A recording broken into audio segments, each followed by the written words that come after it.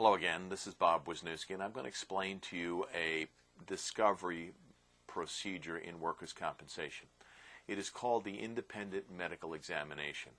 Very, very frequently, the other side, the insurance company, will ask that you be examined by an independent medical examiner.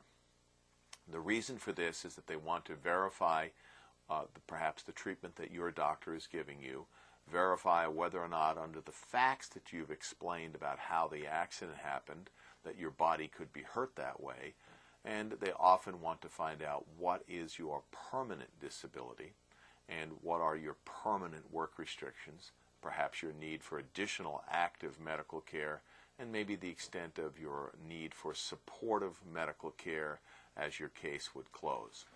Many doctors are not independent. I like to call these the defense medical exam. I will tell you before the exam as to whether or not the doctor has a reputation for being rather insurance-oriented or very much a straight shooter. There are many physicians that we simply believe that if you go to them, they will tell the straight story, and they have a very good reputation before the Industrial Commission administrative law judge as portraying the facts accurately, and those doctors are well believed. There are many other doctors that make a living, make a lot of money in testifying for insurance companies. They may testify in addition to their own medical practice. They may be retired doctors who testify simply to supplement their income, and there may be doctors who are in between practices, and it is simply a way to secure additional income. Many of those doctors are rather insurance-oriented, and they're going to slant their evaluation of the facts to meet what they believe the insurance company wants. The reason for this is that they get more work from the insurance company if they sing the song of the insurance company. I will tell you whether the doctor that they have selected or will select in the future is a doctor that has such a reputation. Let me give you some tips as you go to the independent medical examination. First of all, it's absolutely important that you go. The Industrial Commission will make you go if you don't think you should go. The judge will order you to go. You must be on time. These insurance examinations cost anywhere between $700 to $1,500 for the time of the doctor's examination and a written report. If you are 20 minutes late, you will miss that examination. The insurance company will apply to the Industrial Commission to suspend your benefits and also to sanction you as a fine for the time that that doctor charged them. For example, if he charges $1,500 and you're a half an hour late and there's no way he can see you, then you will be sanctioned maybe one half of the charge of that examination as a missed exam fee. That will go against any compensation that you would be entitled to in the future in the case. If you don't show up, they can simply and directly suspend all of your benefits. So it's very important that when we send you the notice of independent examination that you read it and you call us immediately if you have a family emergency or you're going to be out of town or you have a wedding in another state at that time. Do not take the independent examination lightly. The insurance company must give us 15 days notice, and many of them give exactly 15 days notice to us. We mail it to you. It may be a day or two later. You must read your mail periodically, go to your post office box periodically, and check for these exams. They have often a period of time of 1 day or 24 hours or 3 days before for cancellation. So if you have a problem or you have transportation issues or what have you, please let us know immediately if there's a likelihood that you're not going to be able to attend the exam on the day that it's scheduled. If you have a problem, we can often work with the other side and the doctor to move it to a time that accommodates your schedule. But please don't bust the exam by not showing up because you will have a financial impact. Don't call us and complain that you can't go, you shouldn't go, it's too burdensome, because they'll make you go. Let's go to the exam and let's talk about the examination. They'll have you fill out some forms ahead of time, and we will endeavor to get a copy of those forms beforehand and fill those out. Be very, very careful about pain diagrams in which there's a little outline of a body, and you decide, well, I'm going to fill this in and I'm going to color every part of my body hurts. The more you exaggerate your complaints, the more that examination will be used against you. The more you deny injuries that you may have had in the past, that exam will be used against you. So my first bit of advice will be to be very careful, get there early enough to look at these forms, or we'll have the forms in advance for you to fill out under our guidance in the office. We're not going to tell you not to represent information, but we want to tell you to be very, very careful that you don't exaggerate the information. If the pain is around your back area and goes down into one leg occasionally, then you can mark it that it goes down into your leg occasionally. If you start marking the other leg and the other arm and the neck and the back, then that doctor is going to use your pain diagram to say, look, you're a malingerer, you are expressing pain in parts of your body that can't happen. One of the tricks that the examiners use on a back injury is they press down on your head, and then a person complains in pain. You can't have pain in your back if they press down on your head or your neck. It's different if they rotate it, but that's one of the tricks that the doctors use, to press down on your head, and then the person says, oh, and they say, does that hurt? And you say, yes, it does. Well, it's not supposed to, and then they put in their report that you are inconsistent. So be very careful. One other trick they use is they'll drop a pen or a piece of paper on the floor, and you'll pick it up as a courteous person, and they'll say, well, now the person, when I distracted them, did not have any difficulty in reaching down and picking up the pen off the floor. So be careful about those little tricks of the doctors. What I always say is to accurately express where your pain is. Again, accurately means describe it in the part of the body that a common person would understand. Don't fall for the trap that the doctor says, does it go into here, does it go into here, does it go this far, does it go this far? If it goes that far, tell them. If it doesn't go that far, don't tell them. Don't be suggested by the doctor and say, does the pain run up my arm? Oh yeah. Does it go across my neck and all the way down into the other arm? Yes. Yes.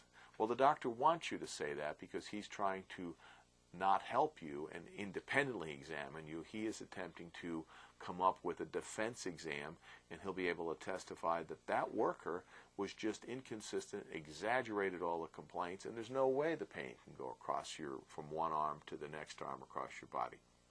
So be very careful about what you write. Be very careful about what you say. It's much like the deposition. The less information you give, the better off you will be, because they will use your own words against you.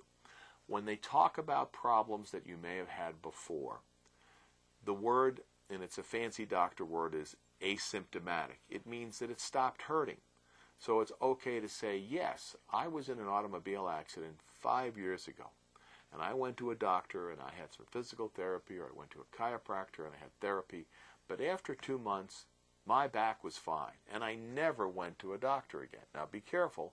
Don't say never unless you really mean not ever. I not ever, never went to a doctor again until I had this new industrial claim. Because if you've been to a doctor before, they will find those records and use those records against you, because now the independent examiner will say, well, he told me he got hurt 5 years, and then he never went to a doctor and he never had any problems, and all of a sudden they come up with a medical record of 3 months before your industrial claim that shows you went in to see a healthcare provider and had a problem with that back. That will hurt your case. So be very careful about that. If you had a problem and it went away, then you can use that fancy went away for that instead of the fancy medical word that says asymptomatic.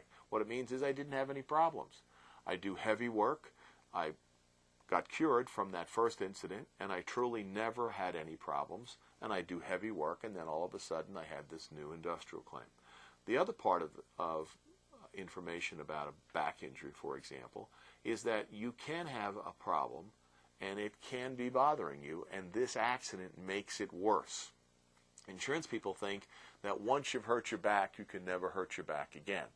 So if you had problems and you're still having some lingering pain in your back, for example, and you have this new industrial claim that makes that back pain more severe, makes that back pain more frequent, then you're entitled to recover for that under the law, that they take you as they find you and you can be made worse by the industrial claim. So it's okay then to say, and it's absolutely appropriate to say, yes, I've had those problems before this accident. Don't believe that, oh, if I say something about them, I can't get any recovery. And then you do the opposite and say, I never had any problems, when there's a whole bunch of medical records out there that show that you've been to a doctor, and now you have tried to cover that up. The independent exam will later say, he lied to me, look at all these records, so he's a malingerer and he or she shouldn't receive any medical benefits, that it's all the old problem and it's not the new problem.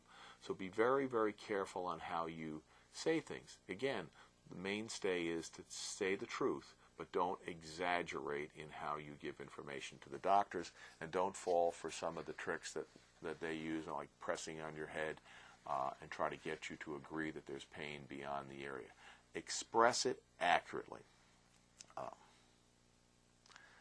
If you're working and you have pain, try to explain to the doctor, look, I have pain and I have to work to support my family. Many doctors will say, well, he's working, so therefore he never told me about the pain. Tell them you have pain. Explain where it is and say, look, I'm trying to work through the pain because I have a family to support, and that doesn't mean that I don't have pain. It means that I have pain and I'm doing the best I can to get through it as I go through my daily life. Now, if you've had a gap in treatment, for example, after the industrial episode, you got hurt, you went to a doctor, and they gave you some medical care, but then you didn't have care for 2 months because they denied your claim, it's appropriate to say to the independent examiner, I didn't have medical care for a couple of months. Now, his conclusion is going to be, well, then there's obviously nothing wrong with you for 2 months. What it means is they denied your claim, I didn't have money, or the insurance company wasn't paying, so therefore I didn't go to the doctor for 2 months. So I tried to put heat packs on it, or I did things of my own to make it better. But be very careful to explain why you might have a gap in your treatment because you don't have the money, or they denied the claim, or your doctor left the state. Those are all good reasons that you can give to the independent examiner so that he understands, well, it wasn't just that he sat home for 2 months and nothing was wrong with him. That's the impression if you don't explain the gap in treatment to the independent examiner. One of the things that I always tell people at an examination is somewhat like the rules of a deposition. Don't be antagonistic, even if I inform you that this doctor is not going to be a very helpful doctor, or most likely not going to be a helpful doctor. Even though you get the idea that he's not going to be helpful, don't go in loaded for bear and try to get in his face during the examination. That is not going to help you. Simply be respectful, be courteous, answer the questions briefly, and explain and show and tell him where it hurts. You can bring into the examination a tape recorder and tape record the examination if we give advance notice to the other side that you're going to do that, because they may want the examination tape recorded as well. It can't be videotaped, and many times people say, well, I'll take a lie detector test to show where my pain is. Well, that's not allowed in Arizona, so you can't look for other avenues to help improve the independent or defense medical examination. Simply go there, be courteous, be brief, and don't try to explain all of your medical problems and try to have a reason for them. Just try to explain them the best way you can, accurately, without exaggeration. On the other hand, don't minimize your complaints. If you truly have a complaint, you must tell it to the doctor and say, well, it hurts me, maybe not all the time, and maybe it's not a 0 to 10 being the worst, but it's a 3 when I try to pick something up, or I turn, or when I do a certain function at my job. That way, you're at least being candid with that individual, and that can be reflected later in the report. Many times people are so afraid of the independent examiner they don't tell him anything, and then he gets to do whatever he wants to that person. They will typically have a person in the room, a nurse or what have you, to be an observer to the examination. And I often find that if you ask to bring an observer along, many times they will allow an observer to sit there and will tell the observer to make some notes, because the observer can say, well, he didn't really touch his toes. The doctor's report says that he bent over and touched his toes without ease, so therefore he can't have any back problems. The observer can say he didn't touch his toes. He only could get as far as his kneecaps. So that's, you can't really have the observer participate or disrupt the exam, but it's often helpful to have an observer there who can do some recording of what happens. Be very careful that sometimes the examination is not conducted by the doctor that's writing the report. It's his physician's assistant, and then at the end, the fancy doctor comes sweeping in for 2 or 3 seconds and does a kind of a gloss over, and he authors the exam. When you go into the examination room, look at your watch and record how much time the examination took. If you're in there for 5 or 10 minutes, I want you to record. It took me 10 minutes. I looked at the clock when I went in. I looked at the clock when I came out. I was with this first person that I thought was Dr. Jones, but it wasn't. It was really his assistant, and he came in after 8 minutes and was only in the room with me for 1 minute. I've heard of situations where the doctor actually took a call from his stockbroker during the independent exam and spent most of the time on the phone with his broker trying to sell his stock rather than doing the examination. So record any unusual disruptions like that, or if the nurse comes in and calls the doctor out for another emergency or another exam or what have you, record that on a little note. Gee, I was in the room for 6 minutes with the doctor. He left for 5 minutes and he came back for 10 seconds and had to leave. So that information is very helpful. Don't volunteer a lot of information unless you are asked a specific question. The doctor's not there to help you. He's much like the lawyer during the deposition. Only answer what's asked, and try to be as general as you can about the accident. It really isn't his job to find out how many witnesses were there and who you reported it to. Do not tell him what you and I have talked about. He may try to find out, well, what have you told your lawyer about this case? What has your lawyer told you about me? Just tell him that you're not allowed to talk to him about anything that your lawyer had a conversation with you about, or anybody in the lawyer's office, even if it's one of my staff members.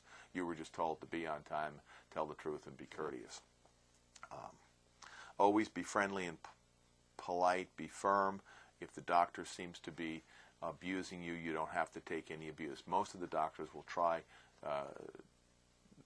to evaluate you, and they're not in the business of trying to hurt you.